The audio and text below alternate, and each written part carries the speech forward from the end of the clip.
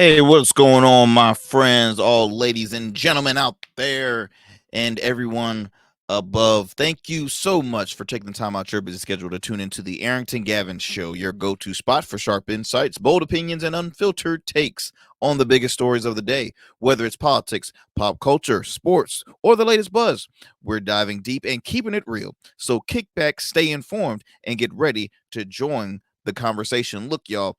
The Arrington Gavin Show comes to you with new episodes weeknights, available on all digital and streaming platforms. The streaming platforms of YouTube as well as Rumble. Our Rumble channel is the Arrington Gavin Show. You can do so. You can type in the Arrington Gavin Show on YouTube. You can find us very easily, as well as on all podcast platforms like Apple, Spotify, iHeart, you name them.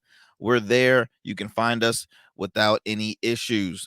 Also, shout out to our radio affiliate, WDJY 99.1 FM, Straight Talk out of Dallas, Georgia, where you can tune into the program weeknights at 11 p.m., as well as online at WDJYFM.com. Socials, The Arrington Gavin Show. Be sure to follow us, share with everybody, leave a comment. We don't mind. Let's see. Am I forgetting anything? And also X, formerly known as Twitter, the Arrington Gavin Show. So we're on multiple avenues, so many ways you can stay informed and stay connected with us. Thank you again for taking the time and just having a conversation with your homie. I am your host with the most, Arrington Gavin, coming to you on this great evening. So much to unpack, so much stuff had occurred. Man, let me tell you something. Today, here in my hometown of Virginia, happens to be the day one of early voting.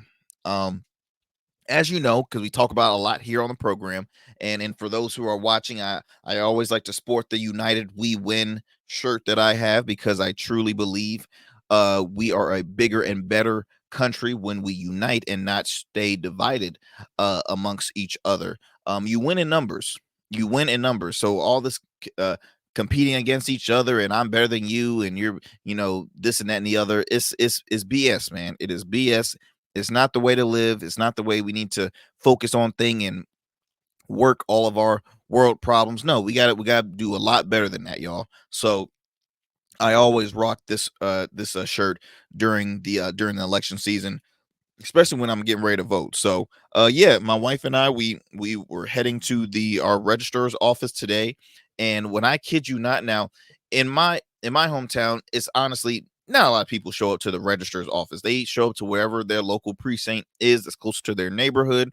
They get in, they get out, call it Christmas. Other precincts will have a line here and there, but early voting was never really that popular, right? A lot of people enjoy going on election day. First thing in the morning, almost camping outside in their lawn chairs, and or going, later in the evening. They love doing it on election day. Me, I'm different. I'm like, no, let me get it out the way early. Don't worry about it. Keep it moving.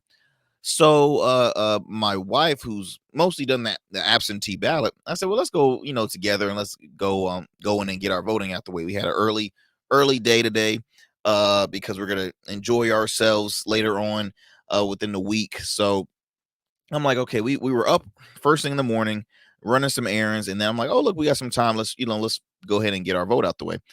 When I tell you all, that line was wrapped around the building like there was no place to park. I literally had to park my car in the closest neighborhood nearby and walk. I dropped my wife off until she can hold our spot, and I had to I had to walk. I had to walk it out. But it was fun, because really that tells me, look, y'all been listening to the show, man. Y'all have been listening to the show when I say, please do not rely uh, uh don't rely on the couch as your as one of your candidates for the election cycle, right? I'm so excited that there was a huge turnout. I got the opportunity to speak with some of the local candidates running for office, people that we've had on the show, like my good friend Don Carey, who's actually running for Chesapeake City mayor. The city of Chesapeake is the second largest city in the state of Virginia, population wise, and Don Carey, who currently serves on our city council. He's also a former pro football player. He played 10 years in the NFL. He has a foundation along with his wife called Reach. Awesome dude, class act guy. He was in the in the news. It's still a pretty toxic looking election. It's getting really cutthroat because Don was originally he was originally a Republican. He was a registered Republican. He was backed by the Republicans during his first council race for city council, and then he tried to run for state delegate. And that didn't work out, and just the turmoil started to happen. Long story short, he switched, and now he's running for city mayor. And it's a awesome sight to see because he's a person that really cares about the city of Chesapeake. I also had the opportunity to speak with Les Smith, another friend to the show, who's running for city council, another good friend of mine as well. So I had the opportunity to talk with them. I had the opportunity to talk with some residents, old and young, and it was a great turnout, and it was more people coming, and so I was very excited to see that. It was getting a little toasty waiting outside, but I was happy the line was moving fast because the ladies working there had said, "Hey, it's gonna be about a 45 to an hour wait," and I was like, "Golly!" But we made it through, y'all. So I made sure we got our votes, and I'll post a video later on our socials, just talking about that. But yeah, so we got that out the way, and we'll talk a little bit of politics, of course, here on the program. We're also going to talk some more Diddy news because it's not looking good for the media mogul, multi-award winning music producer, entrepreneur. It is not looking good for him at all.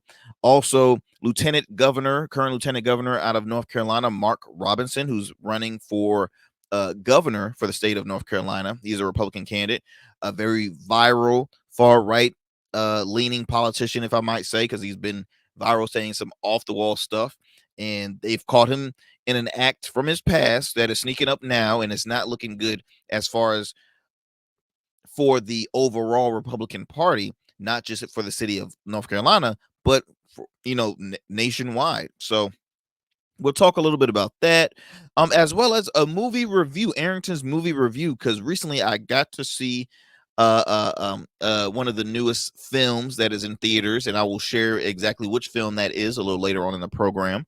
But before we continue on, I always have to acknowledge some of our proud supporters of the Arrington Gavin show, like our friends over at Ford. My good friend, Mr. James Church. He's the president and general manager of Ford over in Priority Ford, in Norfolk. And he keeps you riding in style. Make sure your car is well inspected. He has a great team and staff over there. So if you happen to be in the Hampton Roads, Virginia area, and really even if you're not based here, you can shop online to his dealership, priorityford.com. But if you happen to be in the Hampton Roads area, if you're watching this video, you can see the address provided at the bottom, 3420 North Military Highway in Norfolk, Virginia, or you can shoot him a call at 757-255-8935. Or, as I mentioned earlier, you can go online to priorityford.com. I am a newest member to the Ford family, and I have no issues whatsoever so far. Fingers crossed, because I was a man that was I was team foreign for quite a while, and now I'm American made. So hey, look, let's see how it goes. But look, my friends, we're gonna go to a quick commercial break. When we come back, we'll have our first fun fact of the day, as we always do every program. So yeah, don't go anywhere. You are listening to the Arrington Gavin Show. Don't change that dial.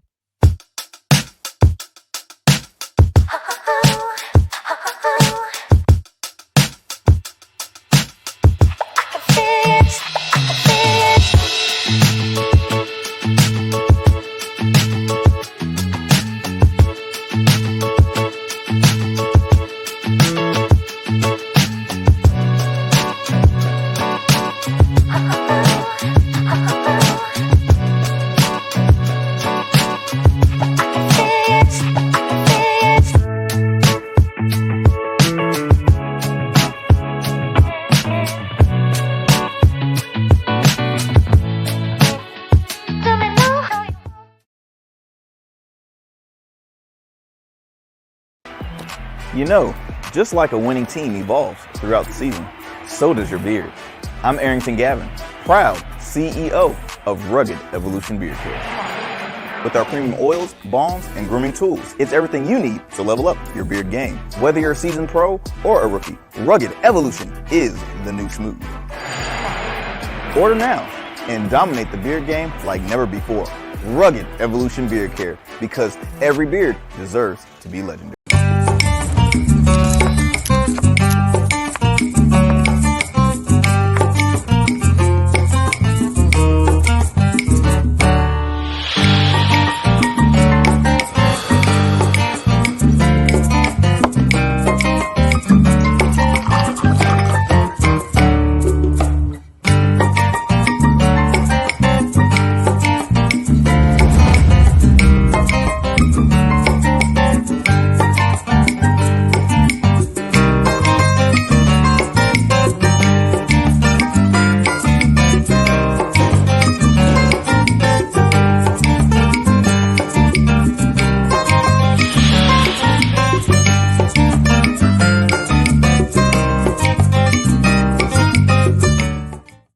What is happening, my friends? What is going on? Welcome back to the Arrington Gavin show. That's right, the show with the most.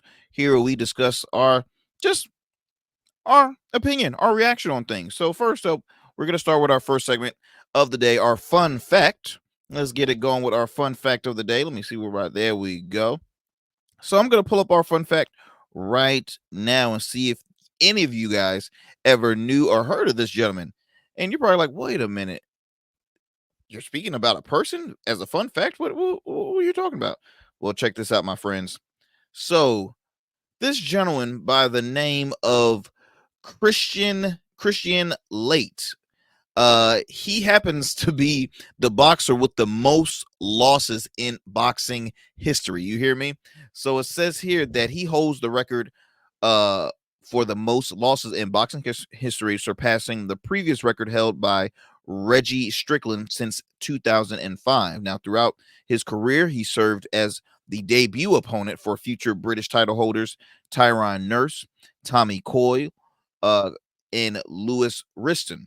Now, and also faced fighters such as Kevin Mitchell and Derry Matthews. Now, he retired in 2018 with a career record of 12 wins, 279 losses, and 9 draws, having been stopped only 5 times. Upon his retirement, Tony Bellew remarked, "Without guys like him, the pro game wouldn't exist." Kind words, but bruh, like, who's your coach? Who was your coach? Is the one I want to ask. Who was coaching him? Because if so, needs to be fired. No boxer in history, or was he self-taught? Is that what self-teaching takes your boxing career to all them losses? I mean, my goodness gracious. It's like, is he proud to have this record? Like, he tells people, yo, yeah, I box professional. I hold a record. What's your record? Most losses. Most losses. That's exactly what a record. Yikes, man. Let me tell you something. Yikes. Oh, gosh. So, yes, that was our fun fact of the day, brought to you by the Arrington Gavin Show. I hope you enjoyed that. Let's get it going with our first story of the day. We're going to do bring back Arrington's movie review, because recently, my friends, I had the opportunity to see with my wife Beetlejuice. That's right, the sequel to the also popular quirky comedy Tim Burton film. That the first one was actually, let me see, the first Beetlejuice film was let me look at my notes here, 1988. Wow. 1988 film Beetlejuice, which I'm not gonna lie, Beetlejuice was my movie.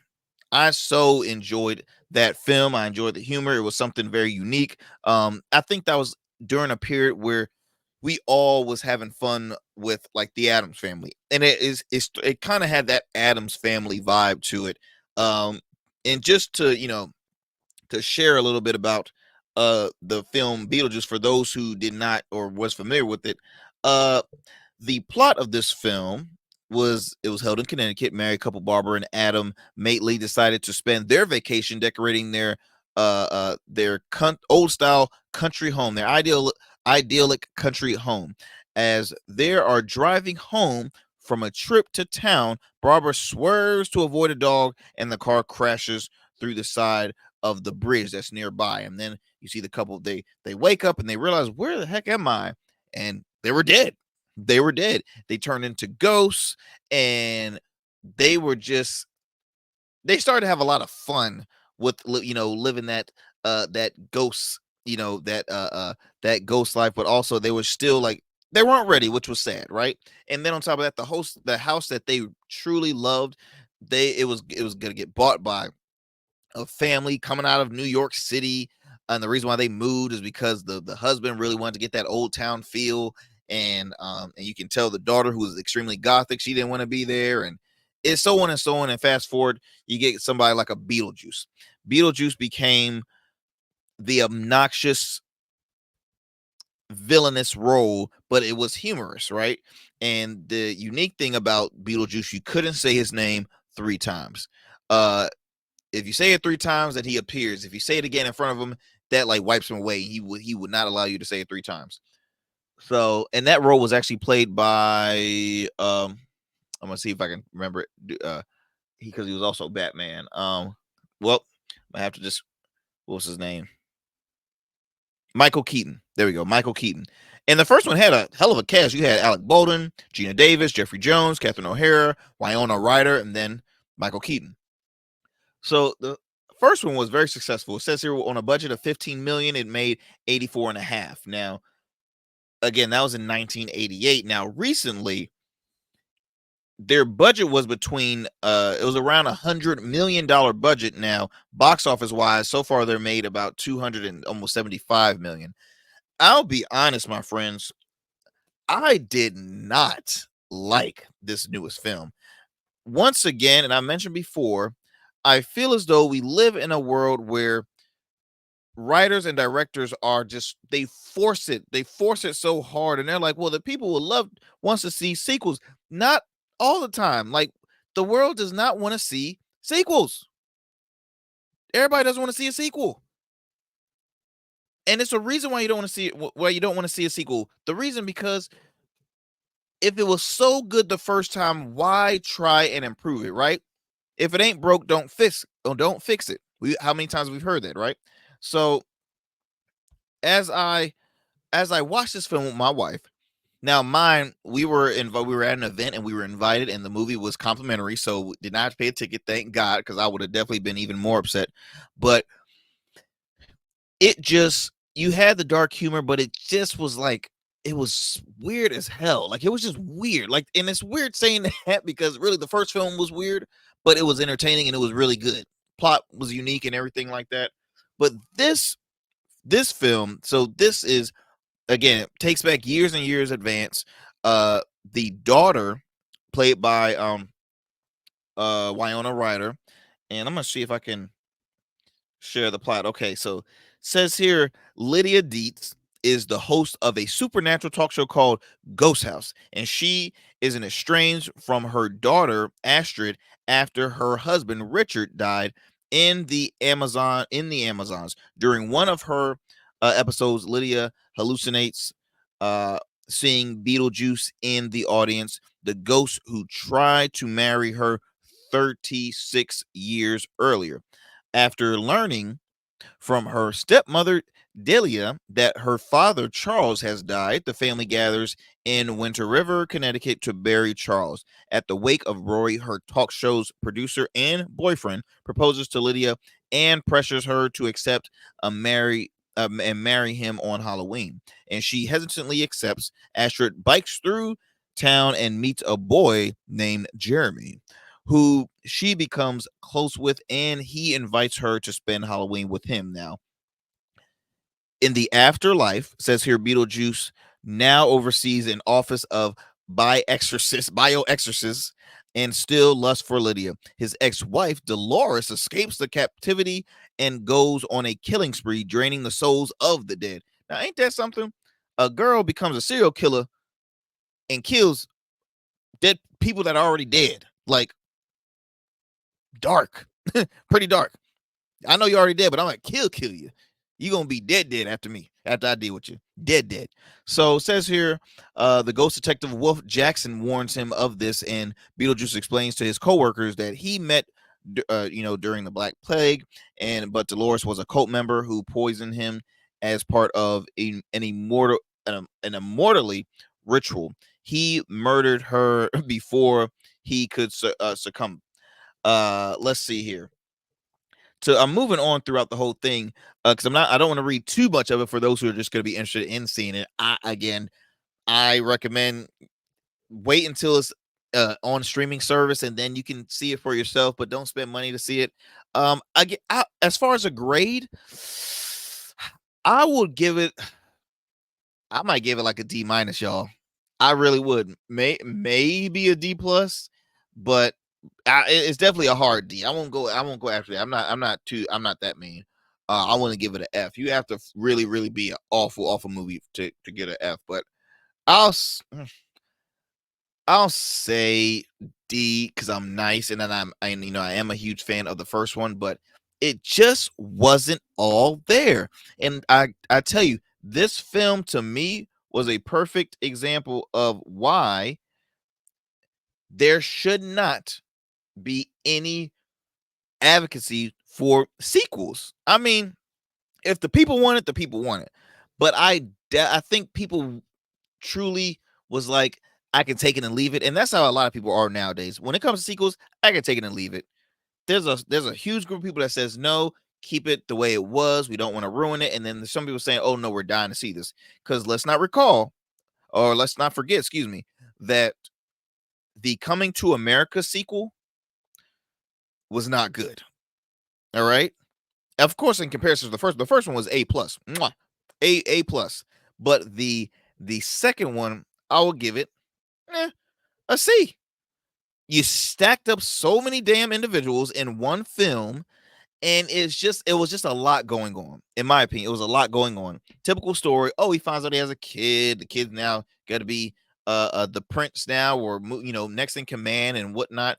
So I was more excited to just see, Eddie Murphy. It's like Eddie Murphy's not a guy that does a film once a quarter. He does films like once every 5 years. Okay. Like he's a guy that has so much success, has so much film, has so much money, and he's just he's good just laying low, kicking it with his family. Hey, the man got like 10, 11 kids, okay? And I think he has like a newborn or a toddler. So it's just he is chilling. He does not need to do any more films. Well, actually, with all those kids, maybe you do need to keep on working. Eddie, maybe you do need to do a film every quarter. The more I think about it, because you got a lot of kids, bro. You got a lot of kids. But yeah, sequels, man, they do not they don't work. I mean, the worst sequel of all that I can't stand, the worst franchise, The Fast and Furious. Oh my gosh, y'all, you're overdoing it. You got well over 10 films within that franchise. Give it up. I get so tired. I get so tired of seeing, oh, we got another film. We got another Fast and Furious. We got another Fast and Furious. Let it go. Let it go. To me, you're good after 3 films, but y'all on the verge of having damn near 12 films. That is too many. All right. What everybody wants to just keep on seeing new cars. First of all, even the stunts are getting more corny. You see freaking The Rock literally playing tug of war with a helicopter. Fake. It's fake news. That is fake. All right. I don't like it. You see Vin Diesel jumping from one car to the other in midair. Like, give me a break. That man probably couldn't jump from one sidewalk to the other right now. Like, give me a break.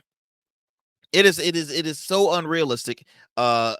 Kudos to Cameron and Mace, when they were talking about shout out to Denzel Washington, one of the probably my favorite actor of all times, but one of the most successful and popular actors of our era. He plays a lot of action films, and he's in the 70s. Them stunts ain't real. Them stunts ain't realistic. Now I understand they always want to build a fantasy in films. That's why they're acting, and it's a fantasy that you want to. But look, you at least want to add some more realism to certain action films, right? It's unrealistic. Rambo, Sylvester Stallone, sit your ass down. You don't need to be doing your own stunts. Harrison Ford, you don't need to be doing no more Indiana Jones movies. I mean, y'all need to take advice from Arnold Schwarzenegger. He ain't gonna be doing no more Terminators. That man be walking like his feet hurt. He don't need to do no more. All of these sequels are not it. I'm talking to the directors and writers and producers out there. I know some of you're extremely talented individuals. Please do not continue to bring the fans new and unique content. Something that is so out of the box. You know what I mean? Something that no one saw this. Wow, I never saw this. Put it in a film. We live in a world that has so many off the wall wow moments. You can easily turn it into a film. We don't have to see common this and that and all this other stuff. Come on, stop being so square. All right, stop being so square. Live a little. Change it up. You know what I mean? Change it up. But you're probably like, Arrington, you are going off the road. I am, because I was very sad. I was very disappointed seeing Beetlejuice. I'm only gonna say it twice because I want him to appear up. I want him to appear. But after seeing that film, I was so not happy. And I think I was even more upset because I think this was my wife's first time. Really, I mean, she's heard of Beetlejuice, but she never saw the first one. So I was hoping that the second one was going to be so good it would catch her interest to see the the first one. And I mean, it was not it was a L. Okay, it was a L.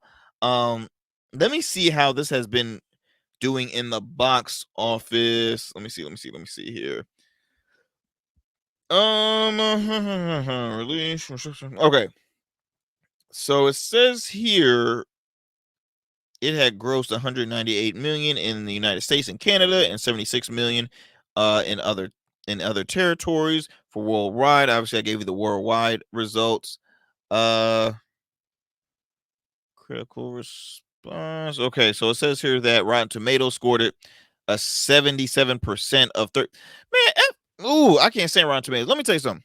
So y'all can give this film 77%, but y'all giving what's the Divorce in the Black 0%? Yeah, bump y'all Rotten Tomatoes seriously, because that's ridiculous. It says here the average that they gave this film is a 6 out of 10, 6.6 out of 10. So I'm gonna round it up to 7. So that's about 70. So that's what was that? What about a C? So still higher than mine because I gave it a D. It is a D. A D, a hard D for me. No Diddy. Wait a inside joke, y'all. Inside joke. We'll talk about Diddy a little later. But yeah, the scores are giving it between a 60, 62 out of 100. I'm seeing B. These scores are really y'all wilding on this, man.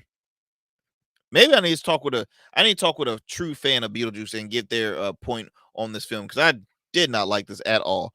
But yes, want to give you my take on Beetlejuice. Be sure to check it out, see for yourself. If I'm wrong, please contact me ASAP. Okay, contact me ASAP, because I'm pretty sure I'm right on this one, y'all. Because Beetlejuice was not all that in a bag of chips. But if I am wrong, please DM me on our Instagram at our Instagram page. I had a tongue twister there, at the Arrington Gavin Show, or shoot us a call. Shoot us a call at our number 757-955-0656. Again, that number is 757-955-0656, and text us what you thought about that film, and and correct me if I'm wrong, and just give me your thoughts. I'll make sure to share them here on the program. Let's see, Heather. We're gonna move us on. And we are gonna Let's see. Are we going to do another commercial break? Yes, we're going to do a commercial break. But before we do that, got to acknowledge another proud supporter of the Arrington Gavin Show, our friends over at Ingenious Gin. That's right. The black-owned, veteran-owned spirit brand that is has a spin of the original gin. Okay, this rose gold complexion gin, I'm telling you, it's so good. Is amazing. You can have it neat. You can have it on the rocks. You can have an amazing cocktail. Look, as a bourbon and whiskey guy, that is my main preference, but there's only one gin that I will ever drink, and that is Ingenious Gin. I mean, for those who are watching, do you see this beautiful bottle displayed here? It is really gorgeous. Be sure to go to your local Spirit or ABC stores today. If not, and if you can't find them in stores, please visit them online at www.ingeniousgin.com. Again, that's www.ingeniousgin.com. And if you're watching this right now, I have displayed on our screen below 20% off discount code. So you can put that in at checkout and receive 20% off your purchase. Be sure again to support black-owned, veteran-owned businesses all across the world, because that's what we do here. We support small businesses. As a small business owner, I truly understand on the I could not continue staying in business without the support of individuals like you. Okay, I'm no celebrity, I'm no powerful influencer. I work hard and like I said, we have a small staff and I couldn't do it without them, but also with the help of you all, the listeners and the viewers out there. So we just want to again acknowledge and shout out Ingenious Gin as being a proud supporter of the Arrington Gavin Show. Be sure to check them out and do me a favor, please drink responsibly, because we don't want y'all wilding out here in these streets. Okay. Look, y'all, we're gonna take another commercial break. When we come back, we'll have more here on the Arrington Gavin Show. Don't go anywhere, and please do me a favor, do not change that dial.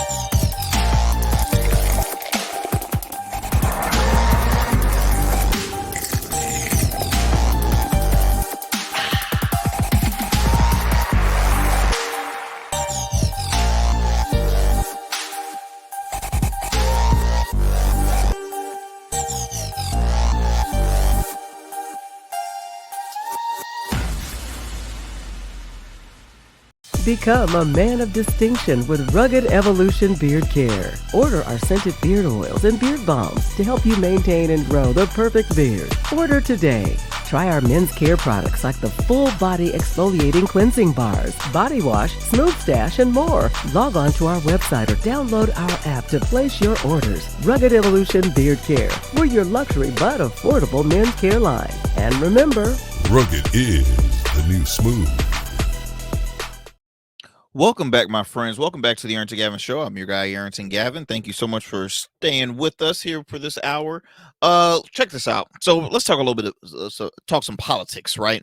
I don't know if you guys know who this gentleman by the name of Mark Robinson is, but I will surely keep you up to speed on who this gentleman is. Okay, this brother is the current candidate, Republican candidate for governor for the state of North Carolina. He's already serving as the lieutenant governor, and he is he's running for governor right now, already endorsed by former President Donald Trump. And this guy has been wilding ever since he stepped foot into politics. When I tell you, he has not given a flying you know what on what comes out of his mouth, on his policy, on his stances. He does not care. He doesn't care. Once again, as I mentioned this I mentioned this before on the program, the Republicans are losing their damn minds. And it's not even just the Republican. It's the overall Republican Party, because it's no longer the Republican Party. It is the MAGA Party, the Make America Great Again Party. You have Republicans that are leaving because they're losing it. You have psycho conspiracy theorists that are taking over leadership out there. You have guys like this gentleman, Mark Robinson. Let me just kind of give you a little background on who this individual is. Okay, so he's extremely far right, far right. He was North Carolina's first black lieutenant governor and first black major party nominee for governor. So he got some records there, but that still doesn't mean anything. He has been promoted various far right conspiracy theories, denies sexual assault allegations against various prominent figures, and has frequently made various inflammatory, homophobic, transphobic, racist, and anti-atheist, Islamophobic, and anti-Semitic, statements, including engaging in Holocaust denial. Like, what goes in your mind, dude? What goes in your mind? I cannot stand individuals that could care less on the impact their words can bring to society, especially somebody with a high leadership position in a political office. Like, I cannot stand that. I cannot stand that. And I get so sick because some of them will be like, oh, I didn't really mean it. Like, you just taking my words out of context. No. Words matter, y'all. Words matter. Now, I'm a freedom of speech advocate. I think everyone should have the right to express themselves, but there should definitely be limitations when it comes to hate speech towards an individual or hate speech towards a hate group, and just hate speech in general. Okay, in general, shouldn't be hate speech at all. This gentleman, he has. I'm trying to get some of his. So what a persona considers himself a conservative culture warrior, unfiltered conservative culture warrior. He promotes climate change denial. He opposes the legalization of, obviously, marijuana.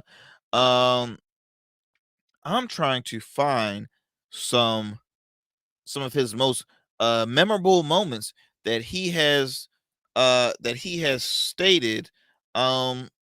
Let's just go for the okay. Let's talk abortion. Let's talk abortion. It says here that in 2018 he wrote that abortion was genocide and murder. In 2019 he described abortion as child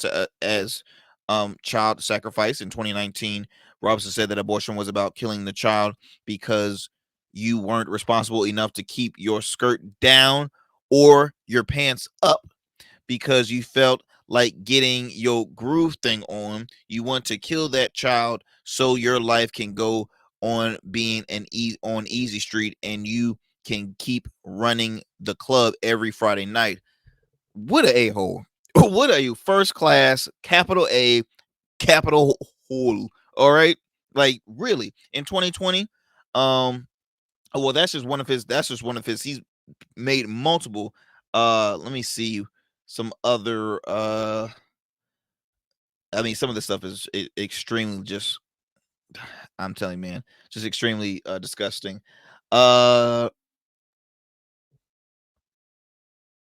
Okay, in 2016, he said that feminism is watered by the devil and is harvested and sold by his minions. Also in 2016, Robinson asserted that feminists were just as bad, if not worse, than racist. Robinson additionally described male feminists as being about as manly as a pair of lace panties.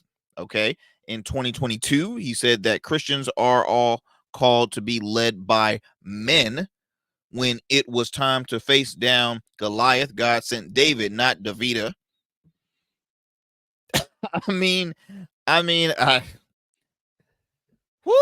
Let's see some more controversial, because I know he got plenty. The man got plenty. I'm trying to get some more up to date. Okay, this was in 2023. He delivered remarks at a conference hosted by Moms for Liberty, in which he encouraged the reading of the writings of several 20th century dictators, stating that here's the thing: whether you're talking about Adolf Hitler, whether you're talking about Chairman Mayo, Chairman, uh, yes, Chairman Mayo, uh, whether you're talking about Stalin, whether you're talking about Pol Pot, whether you're talking about Castro in Cuba, or whether you're talking about dozens of other despots all around the globe, it is time for us to get back and start reading some of those quotes. The comment sparked another controversy, with media sources expressing concerns over whether he may have implied that affirmationed 20th century dictators were misunderstood or being taken out of context, in addition to the fact that he promoted the reading of their ideas at all. Now, in a speech in June 30th of 2024, and then I'll get on to this story while I brought him up. He made he made in a White Lake church. He said some folks need killing. He continued to say it's time for somebody to say it. It's not a matter of vengeance. It's not a matter of being mean or spiteful. It's a matter of necessity. The pastor of the church defended the remarks. This pastor defended it. It needs to be some killing. Like the world we live in, y'all. The world we live in, y'all. And that's what I always say. You have to please, when we have these public figures, and especially in office, you have to keep their foot to the fire. Their words, man, can trigger so much evil. It's already evil that exists in our society, but the words can really trigger and just alert so many evil influential individuals out here. The sad thing is he made it as far as being the lieutenant governor, so he has a support team behind him. But recently he said some off the wall stuff. This man called himself, and I quote, a black Nazi. Okay, sure did. Says here that a new report that uncovered several disturbing comments made by the lieutenant governor, North Carolina Republican nominee for governor, on a porn forum years ago, including "I'm a black Nazi." Says sources report that Robinson, who former president, as I mentioned before, former President Donald Trump has endorsed and has not took that endorsement back yet, said referred to himself as a black Nazi and a perv on a message board of a porn website more than a decade ago. He also suggested that slavery be reinstated and said he enjoys watching transgender pornography. Well, wow. That's a lot. Okay, that is a lot. Let me go ahead and play this soundbite for you all. This is on the Dan Abrams show. Dan Abrams Lives on News Nation. Be sure to check that program out. Let me go ahead and play for you guys this clip.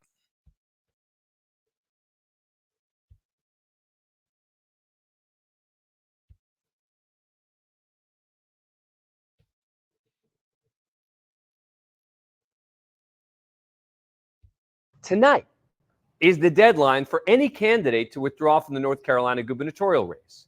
Sources indicate that Robinson is facing pressure from some of his own staffers, as well as reportedly within the Trump campaign, to bow out. But in a video before the story came out, he made it clear he's staying. Of course, the question is going to be, how bad will the collateral damage be? What happens from now? Scotty, what do you think happens now? Well, I'm hoping for his sake and for his marriage's sake, for his family's sake, that these are not true. And it's very sad that they've come out. I mean, this is a man who served in the United States Army. He's just entered politics since 2018. And as for now, there's no actual, besides CNN saying it, there's no actual acceptance by his campaign that these are true. That being said, Republicans need North Carolina to win. Donald Trump has to have North Carolina. They've won the last 11 of the 13, but Donald Trump only won it in 2020 by less than 2 percentage points. So every vote is going to matter. And I don't think this is necessarily going to disenfranchise people, but it's definitely going to be a lot of talk for the next 6 weeks. So that was, again, Dan Abrams, News Nation. Check it out. They spoke a little bit about it. This guy's insane. Okay, that's literally the easiest way I can put it. Is this brother is insane. this is reported by the Associated Press. Says here that Robinson, the sitting lieutenant governor, who's decisively won his GOP gubernatorial primary, has been trailing several recent polls of Democratic nominee Josh Stein, the current attorney general. Now it says here, we are staying in the race, as quoted from Robinson himself. We are in it to win it. After all of this stuff has occurred, I hope he stays in too.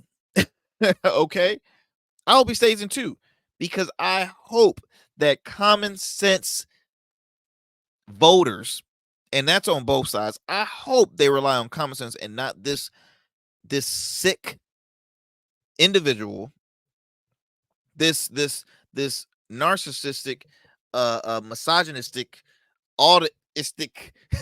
I can't think of so many words. I'm trying not to cuss, really, because this gentleman frustrates me just as an individual, and as a man, especially as a man of color. The words that's come out of his mouth has been off the wall. Seeing a person like that in leadership over a state, and probably one of the largest states in the United States, would sicken me. It really would.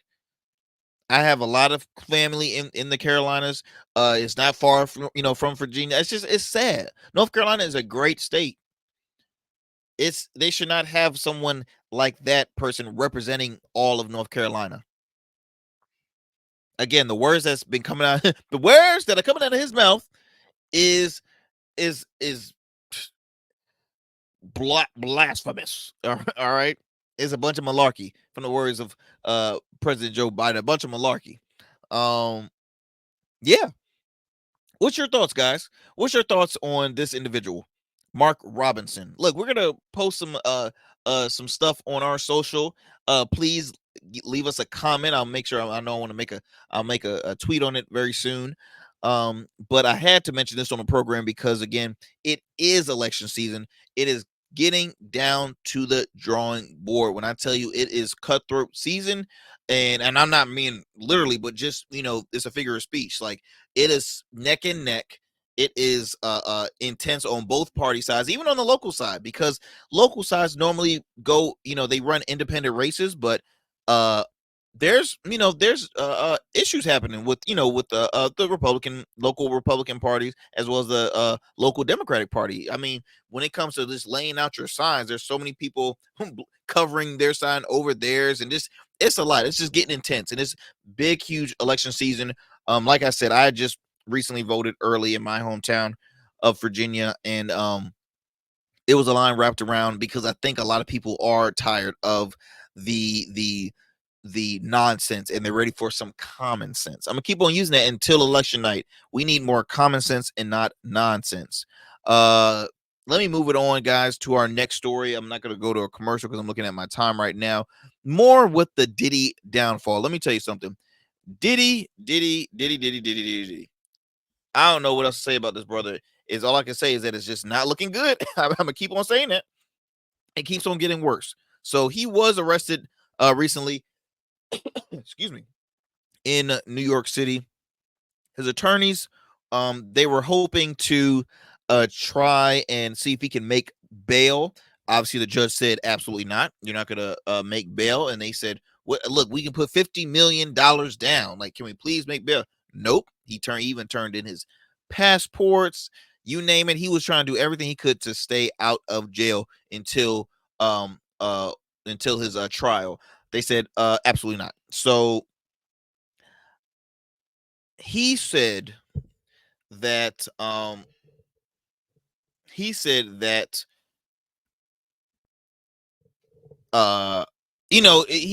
can't do it in prison. He's scared for his life, and they have him right now on suicide watch. I mean, it's a sad sight to see. They're calling this Epstein 2.0.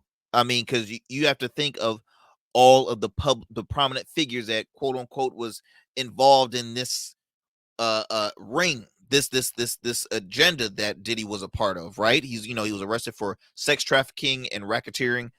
This is actually a clip, or excuse me, there might be a clip or a video just showing all that they have found in his home. I'm talking 1,000 bottles of baby oil. Okay, 1,000 bottles of gallon-size baby oil. In addition to that, he had also 784 dildos, okay, have been seized from his home as well. Uh Getting kind of graphic, I apologize, but yes, that's what they have found at his home. These quote unquote freak off parties where again you have public figures in there, and you don't know what could happen because again, 1,000 bottles of baby oil. Why do you need 1,000 bottles of baby oil? I mean, and of course the internet is going a ham on is with the comedians, and Twitter never loses, and they stay undefeated because with all the memes and everything, and how Diddy is enters in the prison cell, doing the whole little Diddy bop and stuff like that. I mean, you laugh, but it's also a very sad time. It's an extremely sad time because this man is a father. This man, he helped with a lot of careers. He had a huge status in the music industry, but he also has a status that a lot of people in the industry knew about that they never mentioned because they were probably scared for their life. Because ever since Diddy, there's been a lot of public figures, and I'm not going to mention any names, that had resigned from their positions. His PR of many years, decades and decades, has resigned from her position. There's been CEOs that have resigned from their position, from different corporations that have resigned from their position.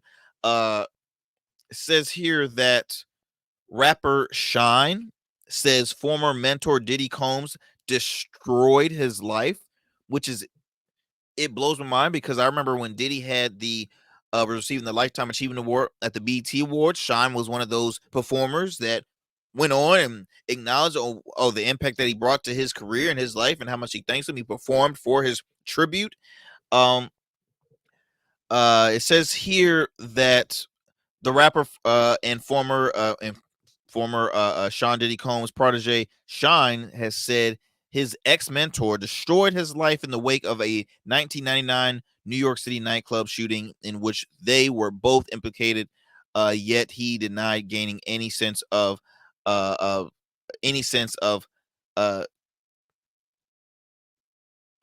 sorry.